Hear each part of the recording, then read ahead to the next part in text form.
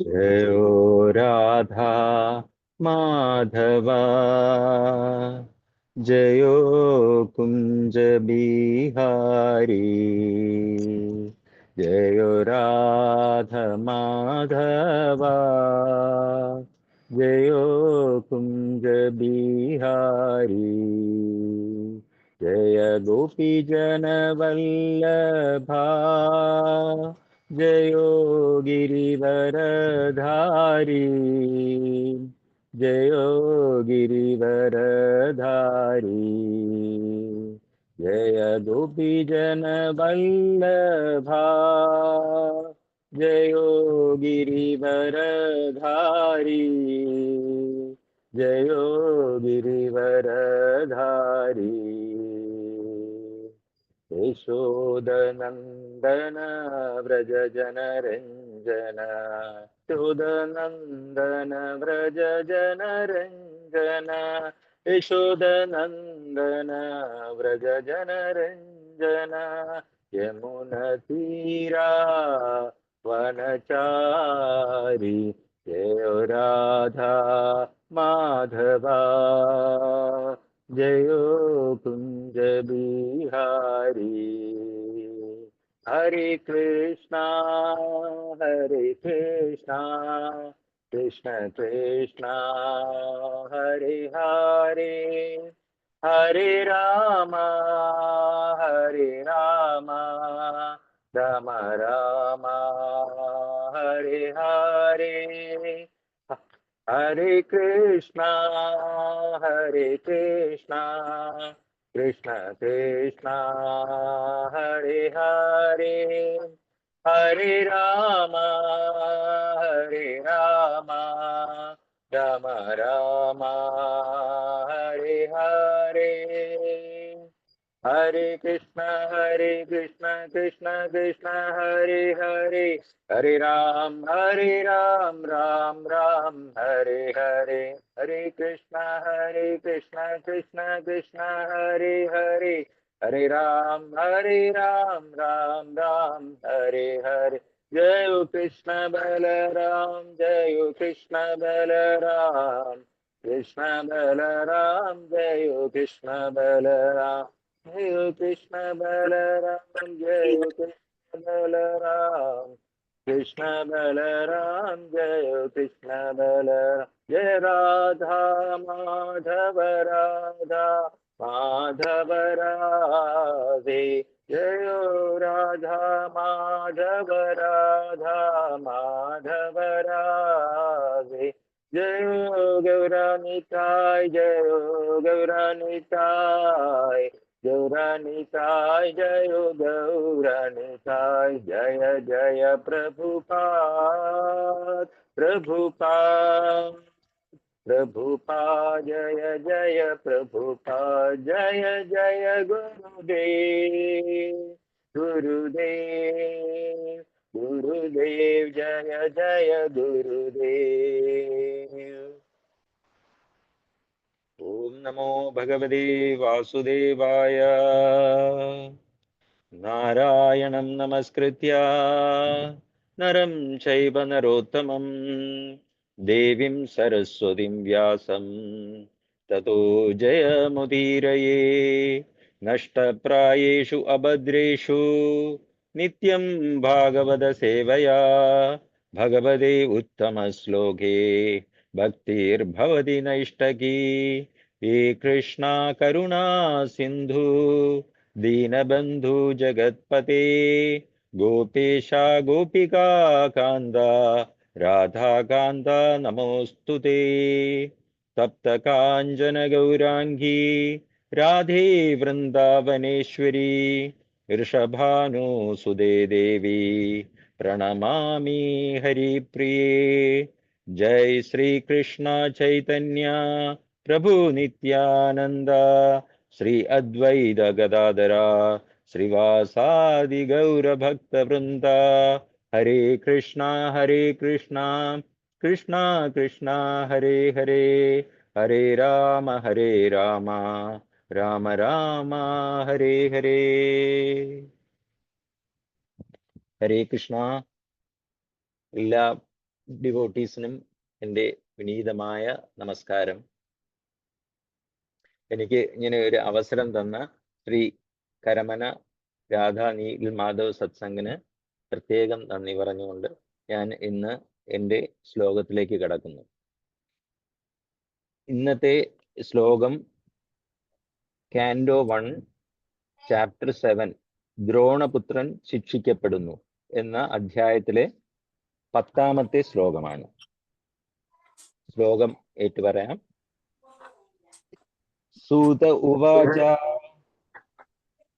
ആത്മാ രാമശ്ച മുനയോ നിർഗ്രന്ഥാ അപി ഉരുക്രമേ കുർവന്തി അഹൈതുകിം ഭക്തിം ഇത്തം ഭൂത ഗുണോ ഹരി. ആത്മാ രാമശ്ച മുനയോ നിർഗ്രന്ഥാ അപി ഉരുക്രമേ കുർവന്തി അഹൈതികം ഭക്തിം ഇത്തം ഭൂത ഗുണോ ഹരി. ആത്മാ രാമശ്ച മുനയോ നിർഗ്രന്ഥാ അപി ഉരുക്രമേ കുർവന്തി അഹൈതുകിം ഭക്തിം ഇത്തം ഭൂത ഗുണാ ഹരി. വിവർത്തനം. സർവവിധ വ്യത്യസ്ത ആത്മാരാമന്മാരും ആത്മാവിൽ ആനന്ദം കണ്ടെത്തുന്നവർ, പ്രത്യേകിച്ചും ആത്മസാക്ഷാത്കാര പാതയിൽ അടിയുറച്ചവർ എല്ലാവിധ ഭൗതിക ബന്ധനങ്ങളിൽ നിന്ന് സ്വതന്ത്രമാക്കപ്പെട്ടുവെങ്കിൽ തന്നെയും പരമദിവ്യോത്തമ പുരുഷനുമായുള്ള ശുദ്ധ ഭക്തിയുത സേവന സമർപ്പണത്തിൽ അഭിലഷിക്കുന്നു. ഭഗവാൻ അതീന്ദ്രിയ ഗുണങ്ങൾക്ക് ഉടമസ്ഥനാകയാൽ അദ്ദേഹത്തിന് മുക്താത്മാക്കളെ ഉൾപ്പെടെ സർവരെയും ആകർഷിക്കാൻ സാധ്യമാണെന്ന് ഇത് അർത്ഥമാക്കുന്നു. ഭാവാർത്ഥം: ശ്രീ ചൈതന്യ മഹാപ്രഭു അദ്ദേഹത്തിന്റെ മുഖ്യ അനുയായിയായ ശ്രീ സനാതന ഗോസ്വാമിക്ക് മുമ്പ് തന്നെ ഈ ആത്മാരാമ ശ്ലോകത്തെ അത്യന്തം സുവ്യക്തമായി വിശദീകരിച്ചിരുന്നു. ശ്ലോകത്തിലെ 11 ഘടകങ്ങളെ അദ്ദേഹം ചൂണ്ടിക്കാണിക്കുന്നു.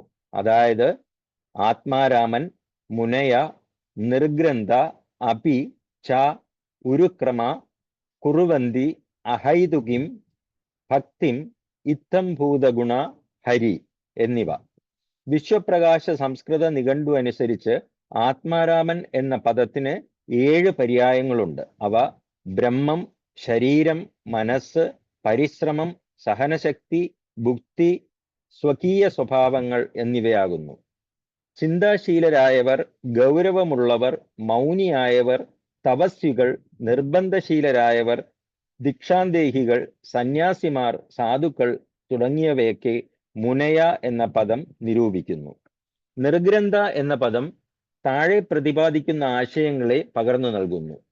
1. അവിദ്യയിൽ നിന്ന് മോചിതരായവർ. 2. വേദവിഹിതങ്ങളായ അനുശാസനങ്ങളുമായി യാതൊരു ബന്ധവുമില്ലാത്തവർ.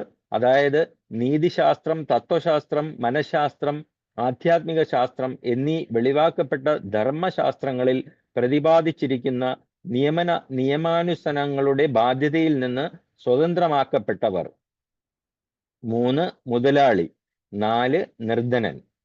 ശബ്ദകോശ നിഘണ്ടു അനുസരിച്ച് അനുബന്ധപദമായ നീ താഴെ പറയുന്ന അർത്ഥത്തിൽ ഉപയോഗിച്ചിരിക്കുന്നു: നിശ്ചിതത്വം, മനനം, നിർമ്മാണം, പ്രത്യാഖ്യാനം. ഗ്രന്ഥ എന്ന പദത്തെ ധനം, ഏതെങ്കിലും വിഷയത്തെ പറ്റിയുള്ള പ്രബന്ധം, പദകോശം എന്നീ അർത്ഥങ്ങളിൽ ഉപയോഗിച്ചിരിക്കുന്നു. പ്രതാപാർഹമായ പ്രവൃത്തി കർമ്മങ്ങൾ നിർവഹിക്കുന്നവൻ എന്ന് ഉരുക്രമ എന്ന പദം അർത്ഥമാക്കുന്നു. ക്രമം എന്നാൽ പദം വയ്പ് എന്ന് അർത്ഥം. ആകയാൽ ഉരുക്രമ എന്ന പദം സവിശേഷമായി സമ്പൂർണ്ണ പ്രപഞ്ചത്തെയും അമേയമായ കാലടികളാൽ അളന്ന ഭഗവാൻ വാമനന്റെ അവതാരത്തെ സൂചിപ്പിക്കുന്നു.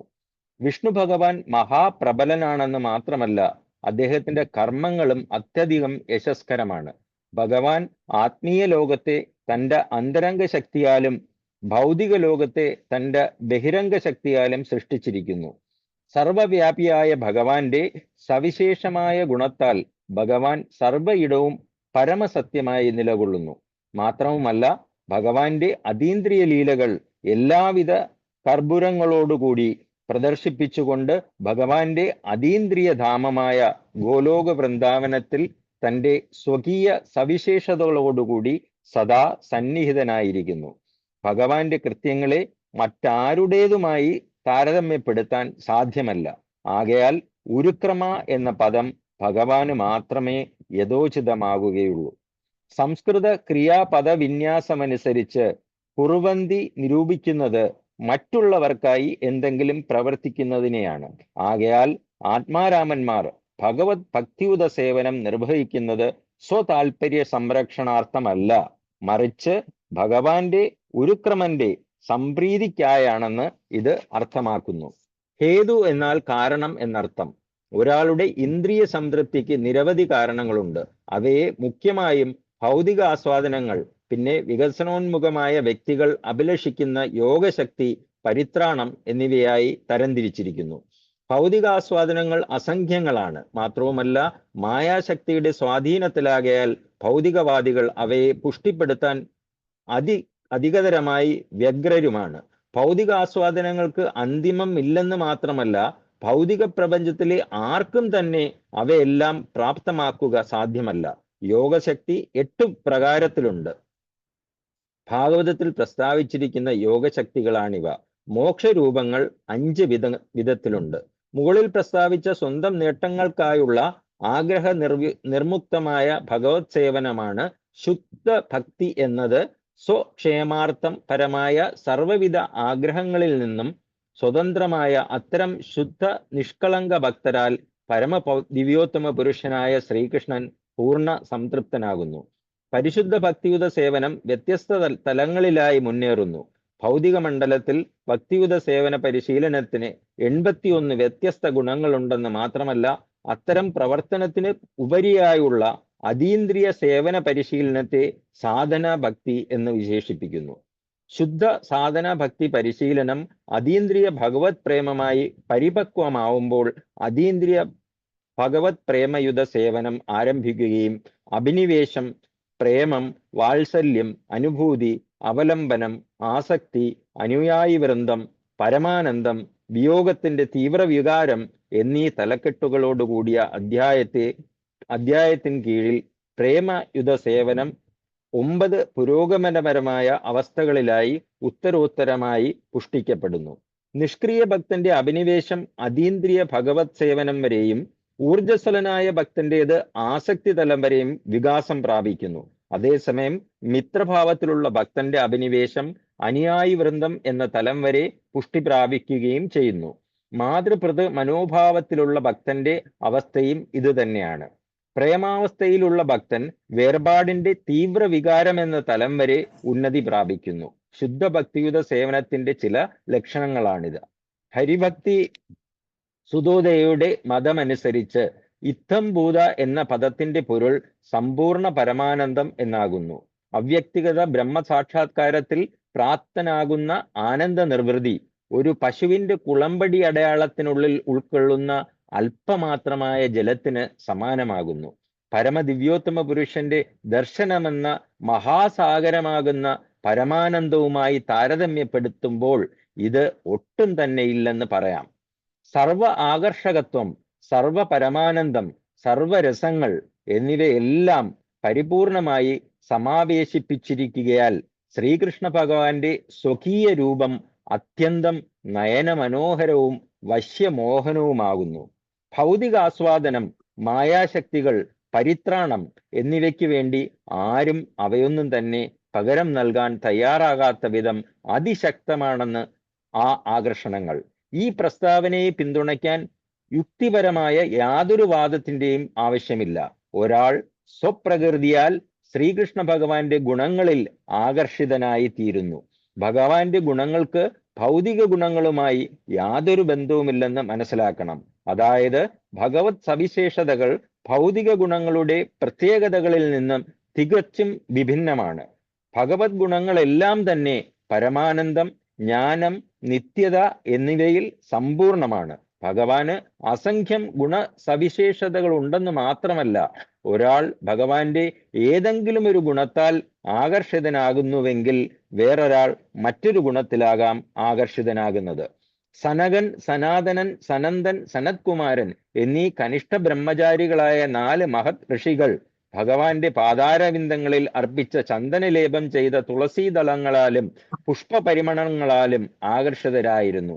അതേപോലെ ശ്രീ ശുകദേവ് ഗോസ്വാമി ഭഗവാന്റെ ലീലകളിൽ ആകർഷിതനായി പൂർവമായി തന്നെ പരിത്രാണാവസ്ഥയിൽ നിവിഷ്ടനായിരുന്നു. ഭഗവത് ലീലയുടെ സവിശേഷതകൾക്ക് ഭൗതികാസക്തികളുമായി യാതൊരു ബന്ധവുമില്ലെന്ന് ഇത് അർത്ഥമാക്കുന്നു. ആവണ്ണം ഭഗവാന്റെ രൂപസൗകുമാര്യത്തിൽ വ്രജ കന്യകമാരും ഭഗവത് മാഹാത്മ്യശ്രവണത്തിലൂടെ രുക്മിണി ദേവിയും ഭഗവാനിൽ ആകർഷിതരായി. ഐശ്വര്യദേവതയുടെ ഹൃദയത്തെ പോലും ശ്രീകൃഷ്ണ ഭഗവാൻ മോഹിതമാക്കുന്നു. ചില സവിശേഷ സന്ദർഭങ്ങളിൽ ഭഗവാൻ എല്ലാ കന്യകമാരുടെയും മനസ്സിനെ തന്നിലേക്ക് ആകർഷിക്കുന്നു. വൃദ്ധ സ്ത്രീജനങ്ങളെ മാതൃസ്നേഹത്താൽ മോഹിതരാക്കുന്നു. പുരുഷന്മാരെ സേവനഭാവത്തിലും മൈത്രീഭാവത്തിലും തന്നിലേക്ക് വ്യാമോഹിതരാക്കുന്നു. ഹരി എന്ന പദം വിവിധ അർത്ഥങ്ങളെ വിവക്ഷിക്കുന്നു. എന്നാൽ ഈ പദത്തിന്റെ മുഖ്യ വിവക്ഷ എന്തെന്നാൽ അദ്ദേഹം അമംഗളപരമായ സർവ്വതിനെയും പരാജയപ്പെടുത്തുന്നുവെന്ന് മാത്രമല്ല, ശുദ്ധ അതീന്ദ്രിയ പ്രേമം പ്രദാനം ചെയ്തുകൊണ്ട് ഭക്തമനസ്സുകളെ ഉടൻ തന്നെ കൈക്കൊള്ളുകയും ചെയ്യുന്നു എന്നാണ്. തീവ്ര വൈഷമ്യത്തിൽ പോലും ഭഗവാനെ സ്മരിക്കുന്ന ഒരുവൻ എല്ലാവിധ ആശങ്കകളിൽ നിന്നും ക്ലേശങ്ങളിൽ നിന്നും സ്വതന്ത്രനാക്കപ്പെടുന്നു. ക്രമേണ ശുദ്ധഭക്തന്റെ ഭക്തിയുത സേവന മാർഗത്തിലെ സർവവിഘ്നങ്ങളെയും ഭഗവാൻ കീഴടക്കുന്നു. അനന്തരഫലമായി ശ്രവണം, കീർത്തനം തുടങ്ങിയ 9 ഭക്തിയുത സേവന പ്രവർത്തനങ്ങൾ ആവിഷ്കൃതമായി തീരുന്നു. ഭഗവാൻ തന്റെ സ്വസവിശേഷതകളാലും അതീന്ദ്രിയ ധർമ്മങ്ങളാലും ശുദ്ധഭക്തന്റെ സർവവിധ മാനസിക കർമ്മങ്ങളെയും ആകർഷിക്കുന്നു. ശ്രീകൃഷ്ണ ഭഗവാന്റെ ആകർഷണ ശക്തി അത്രത്തോളമാണ്. 4 മതതത്വങ്ങളിൽ ഏതെങ്കിലും ഒന്നിനായി ഒരിക്കലും അഭിലഷിക്കാത്ത വിധം പ്രബലമാണ് ആകർഷണം. ഭഗവാന്റെ അതീന്ദ്രിയ സവിശേഷതകളുടെ ആകർഷകമായ ഗുണങ്ങളാണ് ഇവ. ഇതിനോടൊപ്പം ച എന്ന പദവും അഭി എന്ന പദവും കൂട്ടിച്ചേർക്കുകയാൽ ഇതിന്റെ പൊരുളിനെ അപരിമേയമായി വർദ്ധിപ്പിക്കുന്നു.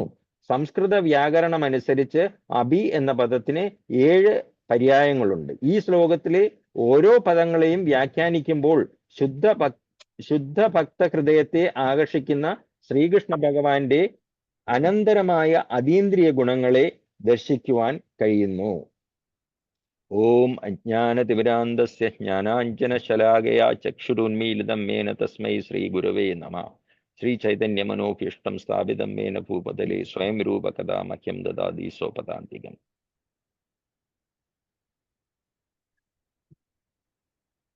ഹരേ കൃഷ്ണ. വളരെ പ്രധാനപ്പെട്ട ഒരു ശ്ലോകമാണ് ശ്രീമദ് ഭാഗവതത്തിലെ ഈ ശ്ലോകം. ആത്മാരാമശ്ചമുനയോ നിർഗന്ധ അഭി ഉരുക്രമേ കുർവന്തി അഹൈതുകിം ഭക്തി ഇത്തം ഭൂത ഗുണോഹരി. അപ്പോ ഈ ശ്ലോകം ചരിത്രപരമായും ആധ്യാത്മികപരമായും വളരെ വിശേഷപ്പെട്ട ഒന്നാണ്.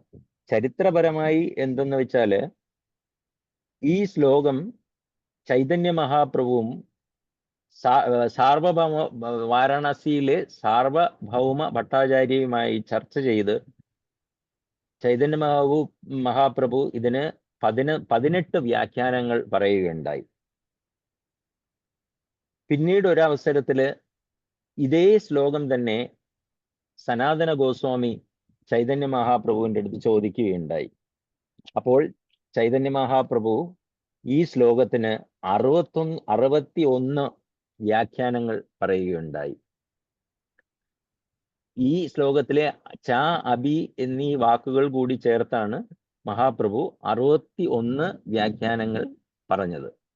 അപ്പൊ ഇവിടെ നേരത്തെ നമ്മൾ സൂചിപ്പിച്ചതുപോലെ ആത്മ എന്ന വാക്കിന് ആത്മാവ്, mind, body, intelligence, endeavour, firmness എന്നീ അർത്ഥങ്ങളുണ്ട്. രാമ എന്ന് പറഞ്ഞാൽ എൻജോയർ. അപ്പൊ ഈ ആത്മാ രാമൻ എന്ന് പറഞ്ഞാൽ ഈ 7 കാര്യങ്ങൾ വെച്ച് എൻജോയ് ചെയ്യുന്നവനെ ആത്മാരാമൻ എന്ന് പറയുന്നു. നമ്മള് ഭഗവത്ഗീതയിൽ പറയാറുണ്ടല്ലോ, ബ്രഹ്മഭൂത പ്രസന്നാത്മ നശോഷതി ന കാംക്ഷതി സമസർവേഷു ഭൂതേഷു മദ്ഭക്തേ ലഭതേ പരാം. ബ്രഹ്മഭൂത അവസ്ഥയിൽ ആത്മാരാമന്മാരെന്ന് പറഞ്ഞാൽ ബ്രഹ്മഭൂത അവസ്ഥയിൽ എത്തിയവരാണ്. അവർക്ക് പ്രത്യേകിച്ച് ഒന്നിനോടും മമതയില്ല, പ്രത്യേകിച്ച് ആഗ്രഹങ്ങളൊന്നുമില്ല. അങ്ങനെയുള്ളവരാണ് ആത്മാരാമന്മാർ. ഇവിടെ ഈ ശ്ലോകത്തിന് ചൈതന്യ മഹാപ്രഭുവും സാർവഭൗമ ഭട്ടാചാര്യരൊക്കെ ഒരുപാട് വ്യാഖ്യാനങ്ങൾ പറഞ്ഞിട്ടുണ്ട്. പക്ഷേ എനിക്ക് ഇത് ഒന്നോ രണ്ടോ വ്യാഖ്യാനങ്ങളെ എനിക്ക് മനസ്സിലാക്കാൻ ഇതുവരെ കഴിഞ്ഞിട്ടുള്ളൂ. അപ്പൊ ഞാൻ മനസ്സിലാക്കിയത് എന്താണെന്ന് ഞാനിവിടെ പറയാം. ആത്മാരാമച്ചമുനയോ, ആത്മാരാമന്മാര്, മുനിമാര്, പിന്നെ നിർഗ്രന്ഥാസ്. ഇപ്പൊ നിർഗ്രന്ഥ എന്ന വാക്ക്, ഗ്രന്ഥ മീൻസ് നമ്മൾ സ്ക്രിപ്റ്റേഴ്സിനെ ഗ്രന്ഥ എന്ന് പറയാറുണ്ട്. നിർഗ്രന്ഥ means they have no knowledge about scriptures. അങ്ങനെയുള്ളവരാണ് നിർഗ്രന്ഥന്മാര്. അപ്പൊ നിർഗ്രന്ഥ നമ്മുടെ ശ്രീമദ് ഭാഗവതത്തിൽ നോക്കുകയാണെങ്കിൽ നിർഗ്രന്ഥനായ ഒരു ഡിവോട്ടിയെ നമുക്ക് പറയാൻ പറ്റുമോ?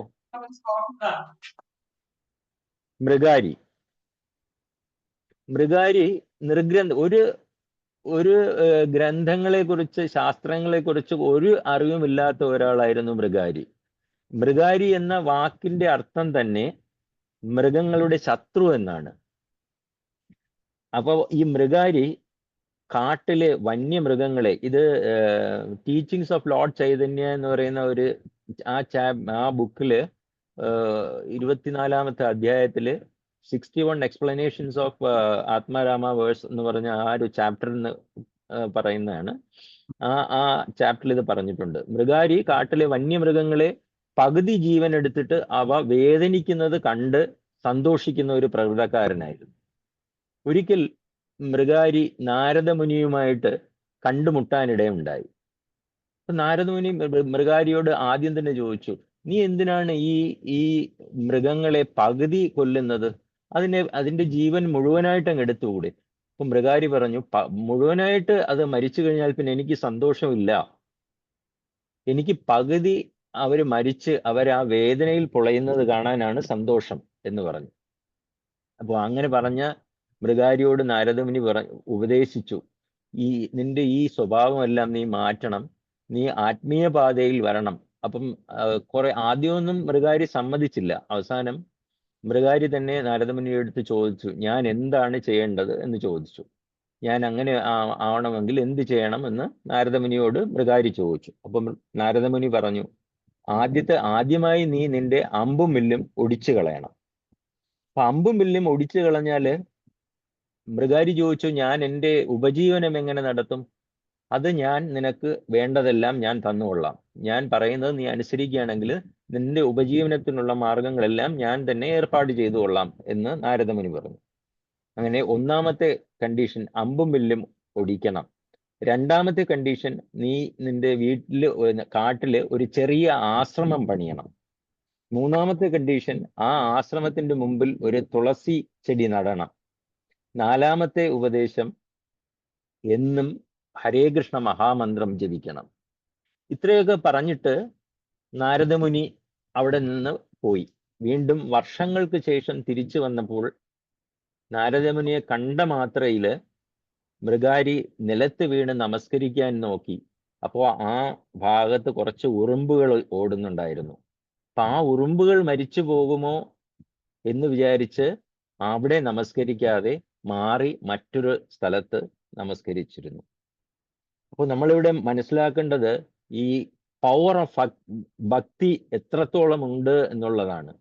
പണ്ട് മൃഗങ്ങളെ പകുതി കൊന്ന് അത് വേദനിക്കുന്നത് കണ്ട് സന്തോഷിച്ചിരുന്ന മൃഗാരി 2 or 3 വർഷം ഭക്തി പ്രാക്ടീസ് ചെയ്ത് കഴിഞ്ഞപ്പോൾ താൻ നമസ്കരിച്ചാൽ നിലത്തൂടെ ഓടുന്ന ഉറുമ്പുകൾ മരിച്ചു പോകുമോ എന്ന് വിചാരിച്ച് മാറി നമസ്കരിച്ചു. That is the power of ഭക്തി. മറ്റൊരു നിർഗ്രന്ഥയുടെ എക്സാമ്പിള് നമ്മുടെ ശ്രീരംഗം ക്ഷേത്രത്തിന്റെ അടുത്ത് ഒരു ബ്രാഹ്മണൻ ഉണ്ടായിരുന്നു. ആ ബ്രാഹ്മണൻ ആ ശ്രീരംഗം ക്ഷേത്രത്തിന്റെ അടുത്ത് ഒരു ഭഗവത്ഗീത, അദ്ദേഹം വളരെ നിർധനനായ, വിദ്യാഭ്യാസമൊന്നുമില്ലാത്ത ഒരു ബ്രാഹ്മണൻ.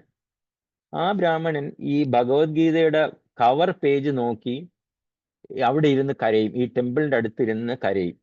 അപ്പൊ കൂടെയുള്ള ബ്രാഹ്മണന്മാരെല്ലാം കളിയാക്കും, അയ്യോ നിനക്ക് എന്താ ഒന്നും വായിക്കാനൊന്നും അറിയില്ലേ, നീ എന്തിനാ എപ്പോഴും ഇങ്ങനെ കരഞ്ഞുകൊണ്ടിരിക്കുന്നത് എന്ന് ചോദിക്കും. അപ്പൊ ഈ ബ്രാഹ്മണൻ ഒന്നും പറയാതെ ഇങ്ങനെ വീണ്ടും കരഞ്ഞുകൊണ്ടിരിക്കും. അങ്ങനെ ഒരവസരത്തില് ചൈതന്യ മഹാപ്രഭു ശ്രീരംഗം ക്ഷേത്രം സന്ദർശിക്കുന്ന വേളയിൽ ഈ ബ്രാഹ്മണനെ കണ്ടു.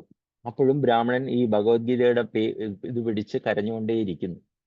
അപ്പൊ ചൈതന്യ മഹാപ്രഭു ചോദിച്ചു, നീ എന്തിനാണ് ഈ ഇത്, അപ്പം നീ ഭഗവത്ഗീത വായിച്ചിട്ടുണ്ടോ? ഇല്ല, എനിക്ക് വായിക്കാൻ അറിയില്ല. പിന്നെ നീ എന്തിനാണ് കരയുന്നത് എന്ന് ചോദിച്ചു.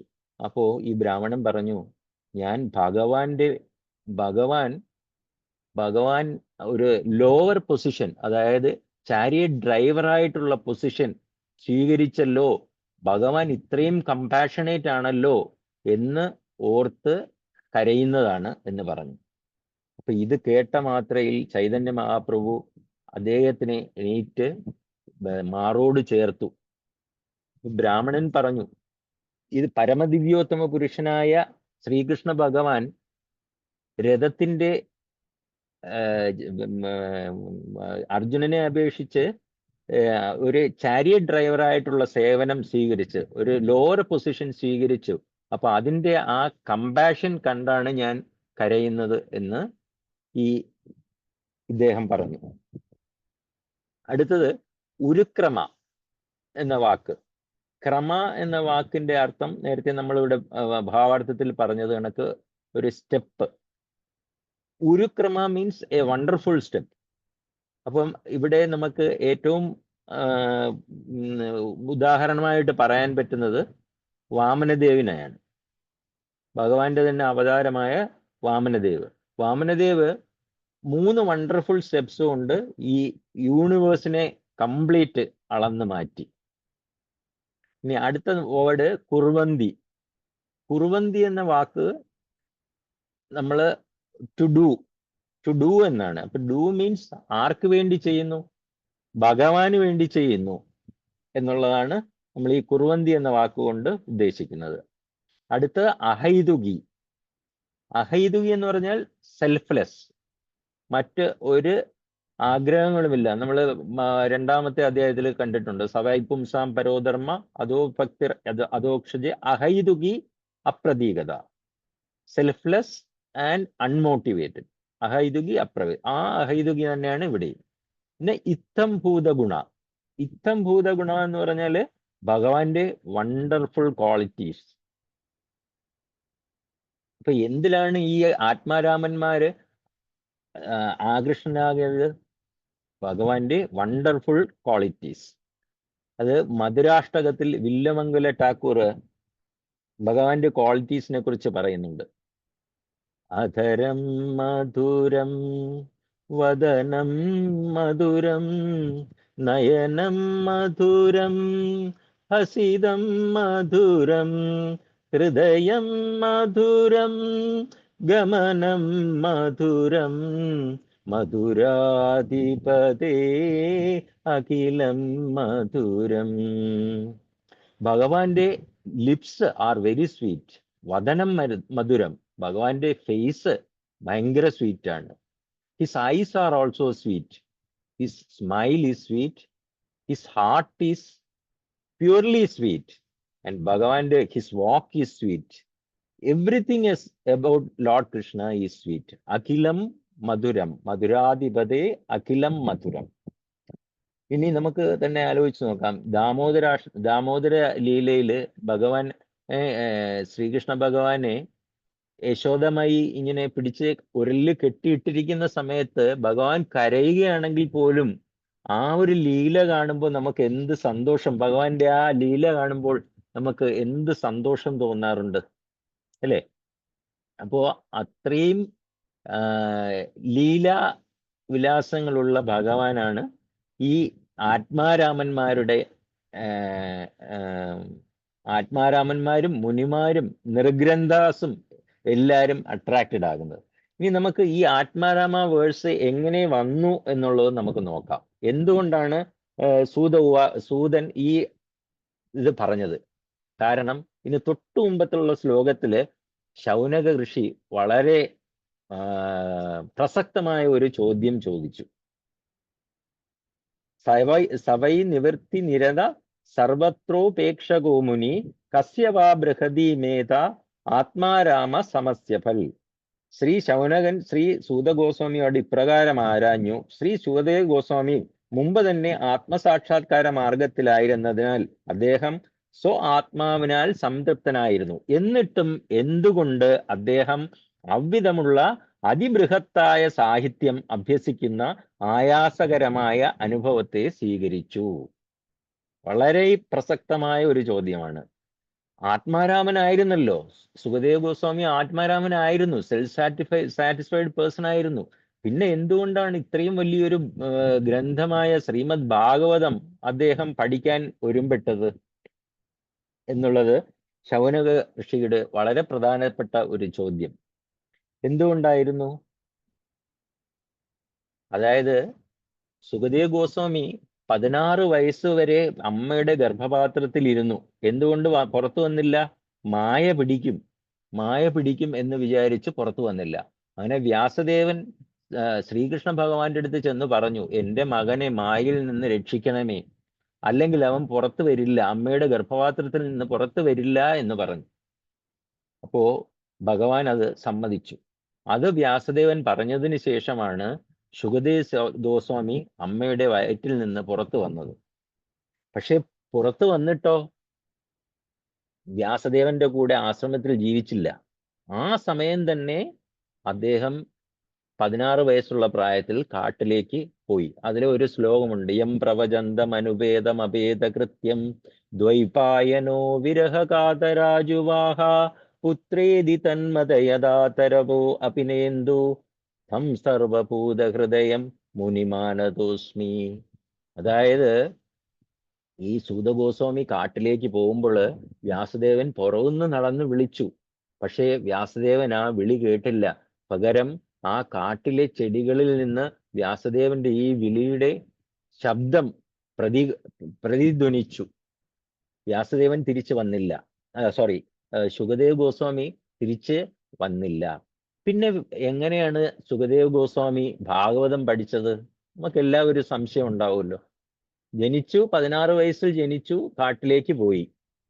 പിന്നെ എപ്പോഴാണ് ഈ സുഖദേവ് ഗോസ്വാമി ഇത് പഠിച്ചത്, ഭാഗവതം പഠിച്ചത് എന്നുള്ളതാണ് അടുത്ത ചോദ്യം.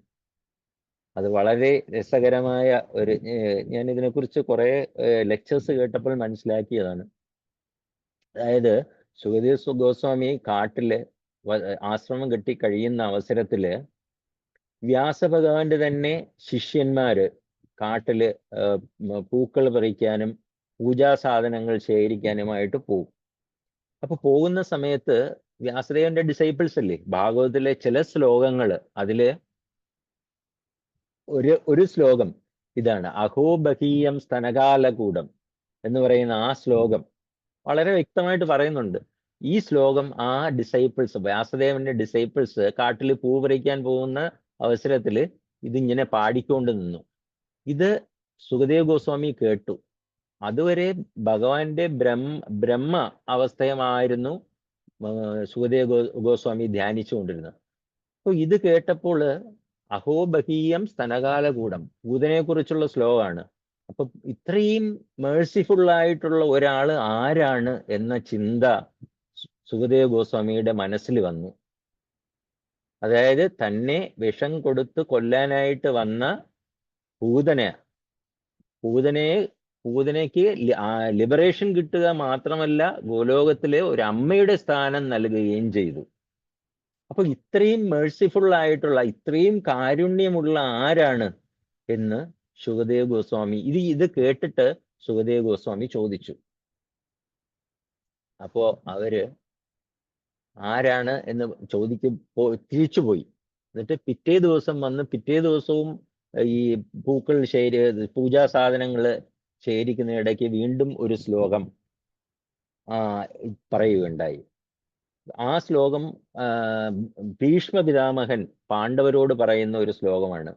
നിങ്ങൾ മാതുലനായി കാണുന്നത് സാധാരണ മനുഷ്യനല്ല. അത് 9ാമത്തെ അധ്യായത്തിൽ വരുന്നുണ്ട്. സാധാരണ ഒരു മനുഷ്യനല്ല, പരമദിവ്യോത്തമ പുരുഷനായ ശ്രീകൃഷ്ണ ഭഗവാനാണ് എന്ന് പറയുന്ന ഒരു ശ്ലോകമുണ്ട്. 9ാമത്തെ അധ്യായത്തിൽ വരുന്നുണ്ട്. രണ്ടാമത് ഈ പൂക്കൾ പറിക്കാൻ വന്നപ്പോൾ അവർ ഈ ശ്ലോകം പാടി. അപ്പം സുഖദേവ ഗോസ്വാമി ഇത് കേട്ടു. അപ്പോൾ വീണ്ടും അവരടുത്ത് ചോദിച്ചു, ആ ആളിനെ കണ്ടാൽ എങ്ങനെ ഇരിക്കും എന്ന് ചോദിച്ചു. അപ്പോൾ പിറ്റേന്ന് അവർ വന്നപ്പോൾ വേറൊരു മനോഹരമായ ശ്ലോകം, ബർഹാപീഠം നടവരവപു കർണയോ കർണികാരം ബിഭ്രത്വാസ കനകകബിഷം വൈജയന്തീം ച മാലാം രന്ധ്രാൻ വേണോർ അധരസുതയോർ പൂരയൻ ഗോപവൃന്ദൈർ വൃന്ദാരണ്യം സ്വപദരമണം പ്രാവിശദ്ഗീതകീർത്തി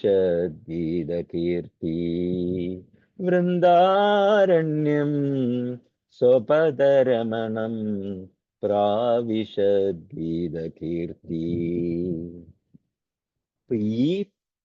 ഈ ഭഗവാനെ കുറിച്ചുള്ള ഈ ഒരു ഇത് കേട്ട് കഴിഞ്ഞപ്പോഴത്തേക്ക് സുഖദേവ് ഗോസ്വാമി അവിടെ ഫെയിന്റ് ചെയ്തു എന്നാണ് പറയുന്നത്. ഇത്രയും മനോഹരമായ ഒരു പുരുഷനോ, ബർഹാപീഠം നടവര വപു കർണയോ കർണികാരം ബിഭ്രദ്ഭാസ സ്വപദരമണം. അതായത് ബർഹാപീഠം എന്ന് പറഞ്ഞാല് തലയിലൊക്കെ മയിൽപ്പീലി ചൂടി നല്ല കേളി ഹെയർസ് ആയിട്ടുള്ള വൈകുണ്ഠ മാല അണിഞ്ഞ ആ ഭഗവാൻ, ഇത്രയും നല്ലൊരു ഭഗവാനെ കുറിച്ച് ഉണ്ടായിരുന്നിട്ടാണോ ഞാൻ അദ്ദേഹത്തിന് രൂപമില്ല എന്ന് വിചാരിച്ച് അദ്ദേഹത്തിന്റെ ബ്രഹ്മത്തെ ധ്യാനിച്ചത്? അപ്പം ഈ സുഖദേവ് ഗോസ്വാമി ഈ പൂപറിക്കാൻ വന്ന വ്യാസദേവന്റെ ശിഷ്യരെ വിളിച്ചിട്ട് ചോദിച്ചു, നിങ്ങൾ ഇതൊക്കെ നിങ്ങളുടെ ആധ്യാത്മിക ഗുരു ആരാണ് എന്ന് ചോദിച്ചു. അപ്പോ ഈ ശിഷ്യന്മാര് പറഞ്ഞു, വ്യാസദേവനാണ് ഞങ്ങളുടെ ആധ്യാത്മിക ഗുരു എന്ന് പറഞ്ഞു. അപ്പൊ ഇത് കേട്ട സുഖദേവ് ഗോസ്വാമി പറഞ്ഞു, അത് എൻ്റെ അച്ഛനാണല്ലോ വ്യാസദേവൻ. അങ്ങനെ സുഖദേവ് ഗോസ്വാമി തിരിച്ച് ഈ ശിഷ്യന്മാരോടുകൂടി വ്യാസദേവന്റെ അടുത്ത് പോയി ശ്രീമദ് ഭാഗവതം മുഴുവൻ പഠിച്ചു. അതിനുശേഷമാണ് സുഖദേവ് ഗോസ്വാമി അടുത്ത ശ്ലോകത്തിൽ പറയുന്നുണ്ട്, അതായത് 11ാമത്തെ ശ്ലോകത്തിൽ പറയുന്നുണ്ട്, നിത്യം വിഷ്ണു ജനപ്രിയനായി. ശ്രീമദ് ഭാഗവതം പഠിച്ചു കഴിഞ്ഞപ്പോൾ സുഖദേവ് ഗോസ്വാമി നിത്യം വിഷ്ണു ജനപ്രിയൻ. ഹരേർ ഗുണാക്ഷിപ്ത മതിർ ഭവാൻ ബാദരായണി അദ്യഗാമാത്മ ആഖ്യാനം നിത്യം വിഷ്ണു ജനപ്രിയ. അപ്പൊ ശ്രീമദ് ഭാഗവതം പഠിച്ചു കഴിഞ്ഞപ്പോഴത്തേക്ക് വൈഷ്ണവന്, അതുവരെ ജ്ഞാനീസിനായിരുന്നു സുഖദേവ് ഗോസ്വാമിയുടെ അടുത്ത് ഭയങ്കര റെസ്പെക്ട്. അത് കഴിഞ്ഞ് ഈ ഭാഗവതവും കൂടി കേട്ട് കഴിഞ്ഞപ്പോൾ അദ്ദേഹം നിത്യം വിഷ്ണു ജനപ്രിയനായി മാറി. കുറച്ച് സമയം കൂടെ ഞാൻ പറയാം. നമ്മൾ ഈ ചാപ്റ്ററിൽ തന്നെ പറഞ്ഞിരുന്നല്ലേ, ഈ ചാപ്റ്ററിന്റെ ആദ്യം വ്യാസദേവൻ മെഡിറ്റേറ്റ് ചെയ്ത് കഴിയുമ്പോൾ ഭഗവാന്റെ തന്നെ മായാശക്തിയെ കാണും, ഭഗവാനെയും കാണും. അപ്പൊ നമ്മൾ എല്ലാവരും ഇത് കണക്ക് നമുക്ക് കാണുമ്പോൾ മനസ്സിലാക്കണം, ഭഗവാനെ പ്രാർത്ഥിക്കുമ്പോൾ തന്നെ ഭഗവാന്റെ തൊട്ടടുത്ത് തന്നെ മായാശക്തി ഉണ്ട്. അപ്പൊ സ്വാമിജി പ്രഭുപാദ് പറയുന്ന, ഒന്നുകിൽ നമ്മൾ ഭഗവാനെ കൃഷ്ണ കോൺഷ്യസ് ആയിരിക്കും, അല്ലെങ്കിലോ നമ്മൾ എപ്പോഴും മായാ കോൺഷ്യസ് ആയിരിക്കും. രണ്ടും കൂടി ആവാൻ പറ്റില്ല. പിന്നെ ഈ ക്രിസ്ത്യാനിറ്റിയിലൊക്കെ ആണെങ്കിൽ പറയാറുണ്ട്, ഈ സാത്താൻ എന്ന് പറയുന്ന ഒരു ശക്തി പറയുന്നുണ്ട്. അപ്പൊ ഈ സാത്താന്റെ ശക്തി ജീസസിന്റെ ഒരു ഓപ്പോസിറ്റ് ശക്തിയായിട്ടാണ് പറയുന്നത്. അതായത് സാത്താൻ ചിലപ്പോൾ യേശുക്രിസ്തുവിന്റെ ഭക്തന്മാരെ ഉപദ്രവിക്കും. പക്ഷെ നമ്മുടെ ഈ സനാതന ധർമ്മത്തിൽ പറയുന്നത് കൃഷ്ണന്റെ തന്നെ മറ്റൊരു എനർജിയാണ് ഈ മായ എന്ന് പറയുന്നത്. And it is always under the control of the supreme personality of God head. ആരാണോ ഭഗവാന് സറണ്ടർ ചെയ്യുന്നത് അവർക്ക് ഒരിക്കലും മായാശക്തിയെ പേടിക്കേണ്ടതായിട്ട് ഇല്ല. പിന്നെ ഇതില് തന്നെ പറയുന്നുണ്ട്, ഒരു ശ്ലോകത്തിൽ പറയുന്നുണ്ട്, യസ്യാം വാ ശ്രൂയമാണായാം കൃഷ്ണേ പരമപുരുഷേ ഭക്തിർ ഉൽപത്യതേ പുംസാം ശോക മോഹ ഭയ അപഹ. അപ്പം ഭഗവാന്റെ ഗുണരൂപ നാമലീലകൾ ആരൊക്കെയാണോ കേൾക്കുന്നത് അവർക്ക് ശോക ഓഫ് ദി പാസ്റ്റ്, മോഹ of the present and fear of the future, ഇത് മൂന്നും ഒഴിവായി കിട്ടും എന്ന് ശ്രീമദ് ഭാഗവതത്തില് അടിവരയിട്ട് പറയുന്നുണ്ട്. ഇനി നമുക്ക് അതിനെന്ത് ചെയ്യണം? അതിന് നമുക്ക് ഭഗവാൻ തന്നെ പറഞ്ഞു തന്നിട്ടുണ്ട്. ശ്രീ ഭഗവത്ഗീതയിൽ പറഞ്ഞിട്ടുണ്ട്, സതതം കീർത്തയന്തോ മാം. ഇനി ചൈതന്യ മഹാപ്രഭു ആണെങ്കിലോ, ചൈതന്യ മഹാപ്രഭു പറഞ്ഞിട്ടുണ്ട്, കീർത്തനീയ സദാഹരി. ഇനി സ്വാമിജി പ്രഭുപാദോ, ചാൻഡ് ആൻഡ് ബി ഹാപ്പി. അപ്പൊ നമുക്ക് എല്ലാവർക്കും ഒരുമിച്ച് ഹരേ കൃഷ്ണ മഹാമന്ത്രം ജപിക്കാം. ഹരേ കൃഷ്ണ കൃഷ്ണ കൃഷ്ണ ഹരേ ഹരേ, ഹരേ രാമ രാമ രാമ ഹരേ ഹരേ. അപ്പൊ ആത്മാരാമ വേഴ്സ് കൊണ്ട് ഉദ്ദേശിക്കുന്നത് ഇതാണ്. ആത്മാരാമന്മാരും മുനിമാര്, ആത്മാരാമന്മാരെന്ന് പറഞ്ഞാല് സെൽഫ് സാറ്റിസ്ഫൈഡ് ആയിട്ടുള്ള ആൾക്കാര്. ഉദാഹരണമായി ഇവിടെ പറയുന്നത് സുഖദേവ് ഗോസ്വാമി. മുനയോ, ശനകാദി മുനികള്, സനക, സനന്ദന, സനാതന, സനത് കുമാര, ഈ മുനികള്, നിർഗ്രന്ഥാസ്, മൃഗാരി, ആരുമോ ആയിക്കോട്ടെ, കുറുവന്തി അഹൈതുകിം ഭക്തിം ഇത്തം ഭൂത ഗുണോഹരി.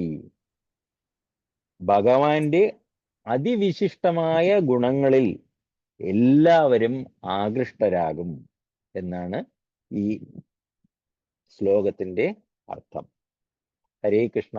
എന്തെങ്കിലും സംശയങ്ങള്, കറക്ഷൻസ് എന്തെങ്കിലും ഉണ്ടെങ്കിൽ പറയാം. ഹരേ കൃഷ്ണ. ഹരേ കൃഷ്ണ.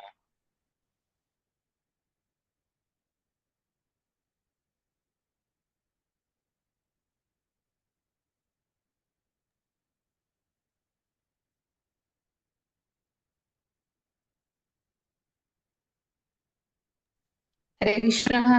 താങ്ക് യു പ്രഭു. ഹരേ കൃഷ്ണ. താങ്ക് യു മാതാജി. ഹരേ കൃഷ്ണ. പ്രഭുജി. ഹരേ കൃഷ്ണ. ഹരേ കൃഷ്ണ. താങ്ക് യു പ്രഭു. വളരെ നല്ല ക്ലാസ് ആയിരുന്നു. Thank you so much. Hare Krishna. Hare Krishna. നല്ല ക്ലാസ് ആയിരുന്നു പ്രഭു. ഇതൊരിക്കലും മനസ്സിലാക്കാൻ പറ്റിയിട്ടില്ല പ്രഭു. ആത്മാരാമൻ വായിക്കാനാണ്, ഒരിക്കലും അത് തലയിലേക്കോ അല്ലെങ്കിൽ മനസ്സിലേക്കോ അത് കയറിയിട്ടില്ല. ഇത്രയെങ്കിലും പ്രഭു പറഞ്ഞിട്ടപ്പോ കുറെയെങ്കിലും ഒക്കെ മനസ്സിലാക്കാൻ പറ്റി പ്രഭു. വളരെ ഉപകാരം. താങ്ക് യു പ്രഭു. പ്രണാമം. ഹരേ കൃഷ്ണ. ഹരേ കൃഷ്ണ. ഹരേ കൃഷ്ണ.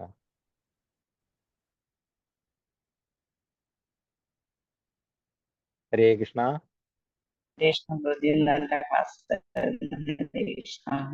ഓക്കെ പ്രഭു.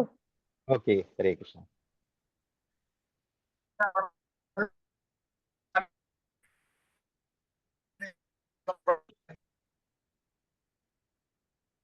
അതാണ് പ്രഭു, കേൾക്കുന്നില്ല.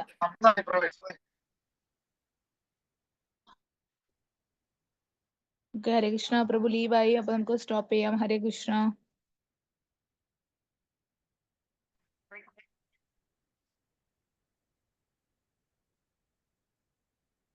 ഹരേ കൃഷ്ണ പ്രഭു. ക്ലോസ് ചെയ്യട്ടെ പ്രഭു? താങ്ക് യു പ്രഭു. ഹരേ കൃഷ്ണ. ഹരേ കൃഷ്ണ.